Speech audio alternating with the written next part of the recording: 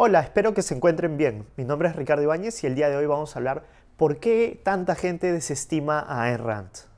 Ayn Rand era una escritora y una filósofa que trataba con temas fundamentales, es decir, desde su raíz.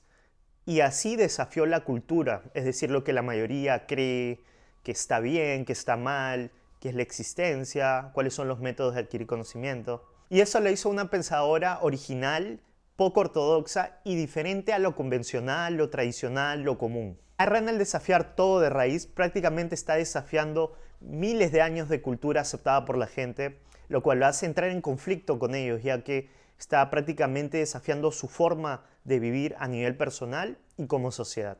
Pongamos algunos ejemplos. Normalmente, desde la perspectiva de la existencia, normalmente se nos enseña que hay otras dimensiones, otras realidades. En cambio, Ayn es totalmente distinta en esto. Ella propone que la existencia es una, es este mundo, y que uno tiene que basarse en ella para poder vivir lo mejor posible. Entonces acá vemos que ella es radicalmente distinta a lo que tradicionalmente se enseña.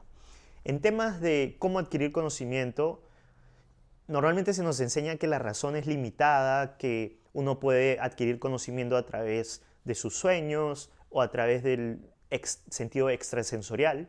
Sin embargo, Ayn Rand sostiene que la razón debería ser el único medio de supervivencia y el único medio para guiarse, que es un absoluto y no hay otra cosa que la reemplace. No es limitada, sino es lo que nos lleva finalmente a todas nuestras glorias y progresos en la historia humana. En temas de ética normalmente se nos enseña que tenemos que ayudar al prójimo, ayudar a los más necesitados. Por ejemplo, en Latinoamérica, yo soy de Perú, y me han, digamos, criado como católico, se nos enseña que uno tiene desde el catolicismo que ayudar al prójimo y sacrificarse por él.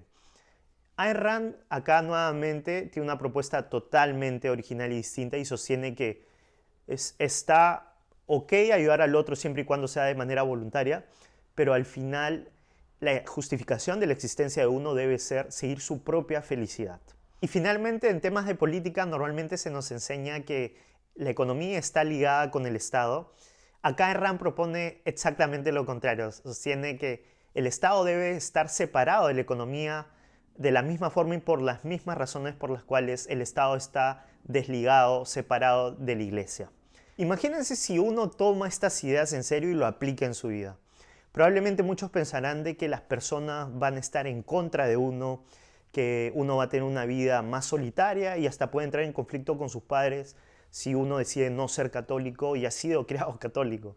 Justamente por esas ideas totalmente opuestas que muchas personas deciden no hacerle caso, ignorar a Ayn Rand porque piensan que las va a llevar a esas situaciones de conflicto difíciles en su vida, ¿no? Si bien es cierto hay que ser valiente a la hora de tomar estas decisiones, es cierto también de que va a depender mucho de la edad. Hay personas adultas, mayores, que se les hace muy difícil cambiar toda una forma de vida cuando ya tienen cierta edad, lo cual no quiere decir que no es posible. Y hay gente más joven que sí, digamos, aún está absorbiendo, está decidiendo qué ideas acatar en su vida y se les hace mucho más versátil, mucho más tal vez fácil poder hacer el cambio, ¿no? Y también es bueno decir de que cuando uno acata estas ideas, si bien es cierto no vas a congeniar con todo el mundo y sobre todo si son tan distintas estas ideas, no quiere decir tampoco de que no vas a encontrar personas que compartan esos valores que tú has decidido seguir. Otra de las razones por las cuales pienso que las personas desestiman a Ayn Rand es porque piensan que es un dogma. Y esto es, desde mi punto de vista, totalmente fuera de contexto. Asimismo, si uno estudia y realmente usa el método correcto para entender la filosofía, se va a dar cuenta que esto no es así. Una de las cosas que dicen, por ejemplo, es, ok, el objetivismo brinda reglas universales, entonces todos deben pensar y actuar igual porque se basan en esas reglas, en esos principios fundamentales que guían su vida. Entonces todo es un dogma porque todos se basan en eso como el estándar y por ende deben actuar como un robot prácticamente. Y eso no es así. Lo único que brindan esos principios abstractos fundamentales en la vida es una guía, o sea, no te va a decir qué hacer en cada hecho concreto, en cada situación concreta, sino te va a brindar las herramientas para averiguarlo. Se podría decir que muchas personas terminan desestimando el objetivismo porque no les interesa estudiarlo, por ende no lo entienden, y pocas personas que sí les interesa no lo están estudiando bajo el método correcto y terminan desestimándolo, ¿no? Algo adicional que me gustaría decir es que muchos piensan que la verdad es subjetiva, mientras los objetivistas o estudiantes objetivistas sostienen que la verdad es objetiva. Y esto les molesta a muchos porque piensan que nosotros siempre queremos tener la razón y que somos la autoridad que decide cuál es la verdad.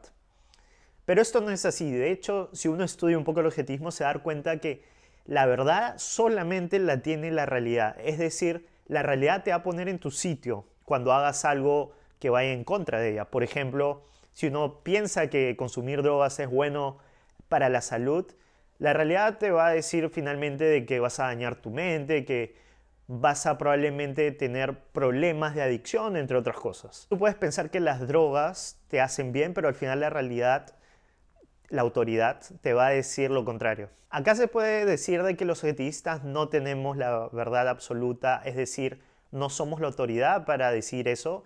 La única autoridad que decide eso es la realidad. Y la verdad es la verdad, aunque millones no lo crean. Y la última razón por la cual pienso la gente desestima a Ayn Rand es por el idealismo que les recuerda. Hay muchas personas que llegan a una edad y deciden perder ese idealismo que alguna vez tuvieron. Ayn Rand les recuerda eso, que es bueno, es posible ser idealista porque el idealismo es práctico. Y eso lo voy a explicar en otro episodio. Y eso les molesta a muchos porque piensan que eso es solo para gente joven, que no es para personas que realmente quieren tener una vida práctica. Hay otros que simplemente lo menosprecian porque ellos en sí han decidido poner un estándar más bajo de lo que alguna vez tuvieron en su vida y lo desestiman por ende, ¿no? Me gustaría cerrar compartiendo una historia acerca del idealismo, y es que yo siempre he sido y me considero idealista. Recuerdo cuando buscaba siempre lo ideal. Eso quiere decir, por ejemplo, a un ser humano que tenga convicciones firmes y que sea un ejemplo de eso, ¿no? Que tenga, digamos, integridad, honestidad, entre otras cosas.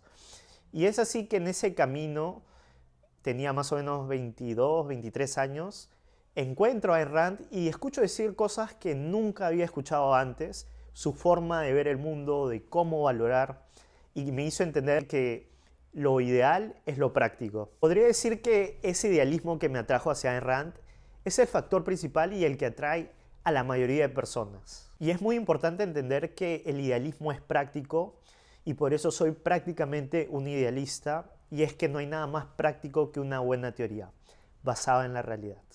La filosofía de Ayn Rand cambia vidas, transforma vidas, pero es verdad también que no es para todos. Siempre va a haber gente que la desestima.